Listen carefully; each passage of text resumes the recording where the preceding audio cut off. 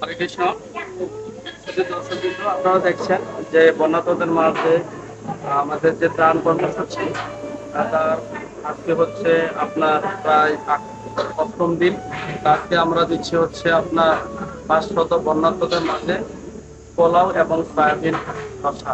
যাই হোক, আজকে আমাদের সাথে অংশগ্রহণ করছেন ঢাকা সাইবার থেকে আগত জাগ্রত চেতনার তারা। তো তাদের সহযোগিতায় আজকের এই খাবার তৈরি হচ্ছে।